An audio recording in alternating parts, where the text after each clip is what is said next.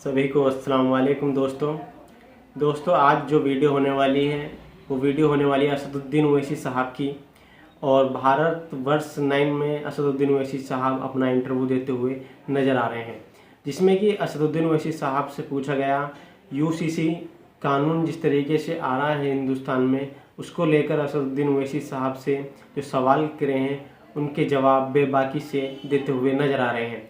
और असदुद्दीन ओवैसी साहब के लिए सवालों को पूछने के लिए 5 संपादक भी बुलाए हुए हैं, जो कि भारतवर्ष TV9 पर असदुद्दीन ओवैसी साहब का इंटरव्यू ले रहे हैं, जिसमें कि असदुद्दीन ओवैसी साहब ने जिस तरीके से गठबंधन हुआ है, एक इंडिया नाम का जो गठबंधन हुआ है उस पर भी बात हुई है और यूसीसी पे भी बात हुई है, और मणिपुर में जो एक हिंसा हो रही है उस पर भी असदुद्दीन ओवैसी साहब अपनी प्रतिक्रिया देते हुए नज़र आ रहे हैं। देखिए असदुद्दीन ओवैसी साहब को, आइए सुनवाते हैं क्या कहते हुए नज़र आ रहे हैं।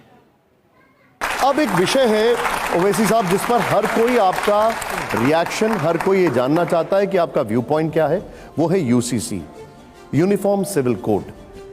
साफ और सीधे शब्दों में मैं आपसे जानना चाहता हूं, अगर भारत एक देश है, क्या एक विधान होना चाहिए यहां पर? इस पर आपको क्या दिक्कत है, आपकी क्या राय?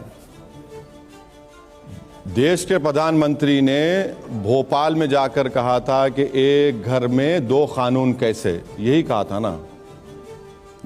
ना। Article 371 A, B, C, D, E, F, G, H 2 कानून हो गए। आप में से कोई भी यहां से दिल्ली से निकलकर अरुणाचल प्रदेश नहीं जा सकता, आपको परमिट लेना पड़ता है। 2 कानून हो गए।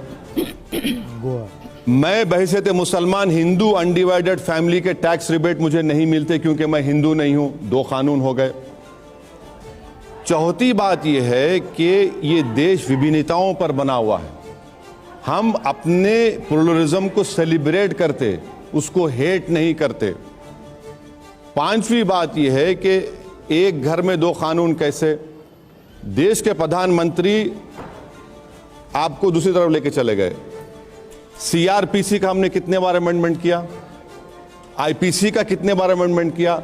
अभी हालिया दिनों में उत्तर प्रदेश में एंटिसिपेटरी बेल का प्रोविजन दिया गया, पहले नहीं था। और एक बात, अब आप ये भी देख लीजिए कि एक घर में 2 कानून की बात करते हैं। संविधान में एक कंकरेंट लिस्ट है, एक स्टेट लिस्ट है। कंकरेंट लिस्ट में गवर्नमेंट ऑफ इंडिया भी कानून बना सकती है, स्टेट भी बना सकता है। स्टेट लिस्ट में सरकार नहीं, यूनियन गवर्नमेंट ऑफ इंडिया नहीं बना सकता। अब आप आ जाइए आपके मुद्दे पर। मैं ये लाया था कागज, मुझे मालूम था कि आपका फेवरेट सब्जेक्ट है ये। अब आप बताइए, Hindu marriage act section 5 subsection 4(5) में ये कहा गया कि हिंदू रिलीजन में सपिंडा रिलेशन होगा, बाप की तरफ से 7 पीढ़ी, मां की तरफ से 5 पीढ़ी में शादी नहीं हो सकती।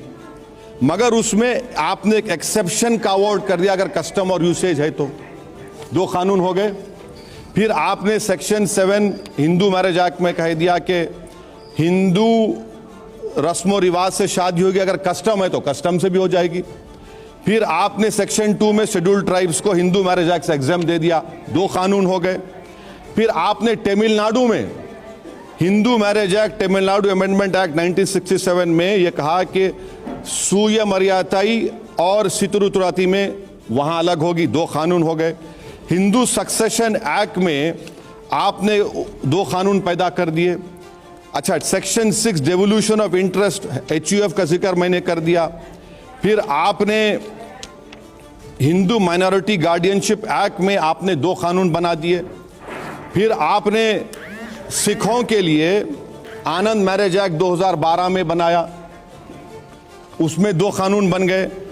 फिर हमने ओवैसी साहब एक बात सुनिए 2 कानून, 2 अरे बहुत एग्जाम 2 कानून, खाली शॉर्ट में बोल रहा हूं, वरना तो 1 घंटा बोल सकता हूं। छोटा नागपुर, झारखंड में छोटा नागपुर टेनेंसी एक्ट है 1908 का, आदिवासियों की जमीन का प्रोटेक्शन का एक्ट। फिर संथाल परगनास टेनेंसी एक्ट है 1949 झारखंड में, हमने 2 कानून बना दिए। सर यही तो सवाल है कि ये सब खत्म हो जाएगा ना जब वो आएगा तो। पप्पा जी ने आपको फोन करके कहा था क्या बंद कर दे, निकाल देंगे? है क्या बात कर रहे हैं, खत्म कर देंगे आप? आप प्रधानमंत्री मणिपुर का नाम नहीं ले सकते? आपको मालूम कि नॉर्थ ईस्ट में महिलाएं पॉलिएंड्री करती हैं, एक महिला के 4 शौहर या 5। लेकिन मुझे एक बात, अरे सुनिए, एक मिनट सर, एक क्लैरिटी चाहिए सर, एक क्लैरिटी बता दीजिए। क्या आपको लगता है कि एक कानून में ये सब खत्म नहीं होगा? मैं ये जानना चाह रहा हूं सर। सुन तो लीजिए ना मेरा आप फ्लो ऑफ थॉट को रोकिए मत। तो नॉर्थ ईस्ट में ये कानून है, हम उनके कल्चर को कुछ नहीं कर सकते। अच्छा, नॉर्थ ईस्ट में 1.5 करोड़ ट्राइबल हैं, भारत में 9 करोड़ हैं, माने नॉर्थ ईस्ट को छोड़कर 11.5 करोड़ ट्राइबल्स हैं। आप बात ही नहीं करते ट्राइबल्स के ऊपर? ट्राइबल्स के ऊपर बात क्यों नहीं करते आप लोग? मैं इनके खिलाफ, इन चीजों के खिलाफ नहीं हूं। ये हमारा कस्टम है, हमारा ट्रेडिशंस है, ये देश की खूबसूरती है ये।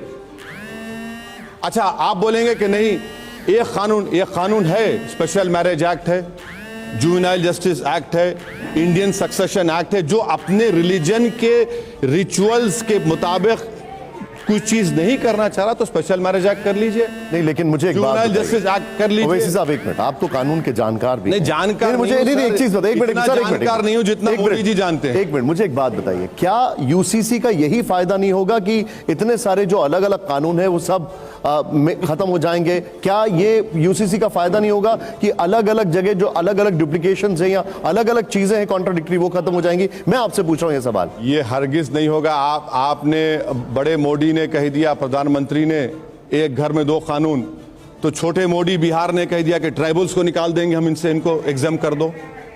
अमित शाह साहब से मिलने नागालैंड के लोग गए तो बोले नहीं, हम बोलेंगे लॉ कमीशन को ट्राइबल को अलग कर देंगे।